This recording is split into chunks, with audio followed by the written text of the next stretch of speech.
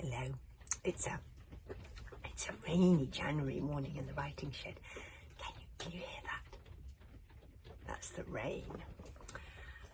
I'm reading, and it almost looks like it's dark out there, but it is actually 8 o'clock in the morning. But that's because it's quite a rainy day. Now, I'm on chapter 12, which is called, it begins, Run! And Hiccup has just landed, rather painfully, on his bottom, right in the middle of a circle of polar serpents.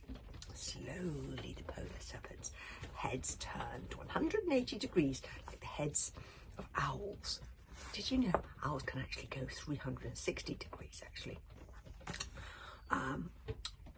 Like the heads of owls, and polar serpents can do the same thing, but this is just 180 degrees, like the heads of owls. To look at Hiccup.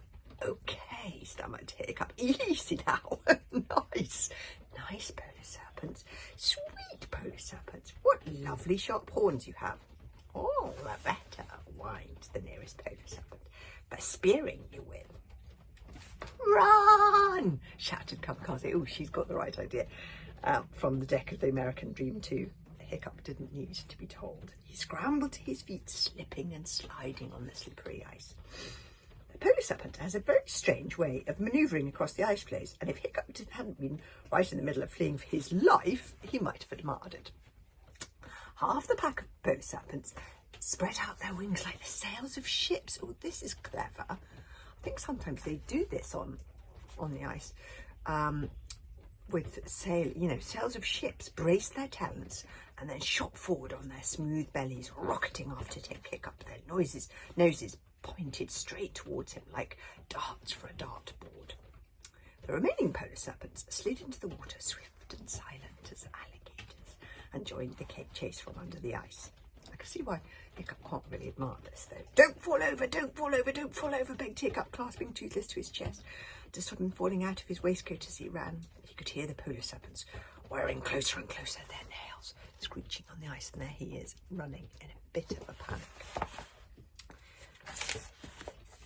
Now the shadows of those that were swimming under the ice swooped like swallows under his feet, as he could see them under the ice.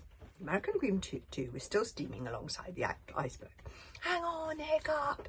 Shouted Kamikaze at the steering wheel. We're coming to rescue you! But Hiccup had no intention of hanging on. He was running faster than he ever had done, ever in his life. Sniffed it, Beckup grandmother. Doesn't look good, she tut-tutted. He's not long for this world. You mark my words. She held up a skinny finger. He's doomed, I tell you, doomed. Seemed a fairly safe prediction under the circumstances. Crunk! A great spear, horn speared up through the ice, right in front of Hiccup. Oh, that's one of the polar serpent's horns. He swerved round it in the nick of time. Crunk, crunk, crunk. 3 more appeared, and Hiccup slallomed round them too.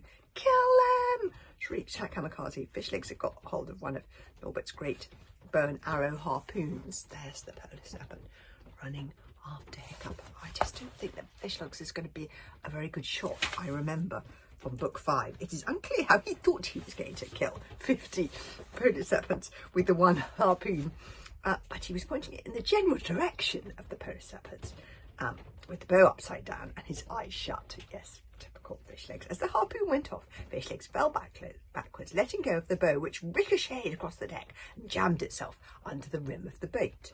The harpoon sailed through the air, missing the polar serpents by at least 10 metres, but it was right bang on target for Hiccup. And would have hit him splang in the chest. Typical, oh dear, Fishleg tried to be helpful. His rope had run out and pulled it to a sharp halt, sending it crashing to the ice with a clang. Why are you shooting at me? Howled a sprinting Hiccup. I've got enough problems. The harpoon clattered in front of him, setting off little sprays of smoke. Its nose, it bounced across the ice. Oh, I see, panted Hiccup, and he launched himself at the harpoon as it dragged off. But he just missed, catching hold of the rope with both hands. Yeah, because he could have been pulled back. Great God, Thor! Ow! I could do with some help here, begged Hiccup, his chin on the snow. But it seemed the great God Thor was momentarily deaf. The polar serpents were closing in for the kill, sending out thunderbolts of flame that only just missed incinerating poor little Hiccup. Hiccup scrambled to his feet. The harpoon was way out of reach now. his last hope of getting back on board the boat. The iceberg stretched out flat in front of him. He knew he couldn't outrun the polar serpents who were already gaining on him. To his left there was a gigantic cliff of ice with an enormous dark cave at the bottom of it, like the open mouth of a monster. It's always a bad idea when there's a cave with it, like the open mouth of a monster. But he hasn't got much choice, poor Hiccup. Hiccup ran full tilt into the cave. The polar serpents followed. Oh, he could hear their talons clicking and scraping on the ice, and their quick, fast breathing so close that they were trying to grab hold of the ticking thing, bouncing along behind him like great cats pouncing on a tasty morsel tied to the end of a string. What's that up ahead? Thought Hiccup. A word in the great and magnificent. I'm begging you, please don't let that be a wall. The finish of the cave, a dead end. In which case I really am dead. It was a wall. But as Hiccup ran closer still, he could see a rough and cracky wall with nooks and crannies, and ledges and knobbly bits. And if he could just climb up it before the polar serpents caught him, surely there'll be a tunnel up there somewhere. Oh, bending biceps and quivering quadriceps and twitching toenails and little curly hairy bits of thunderous thaw. It wasn't a wall. It was a dragon.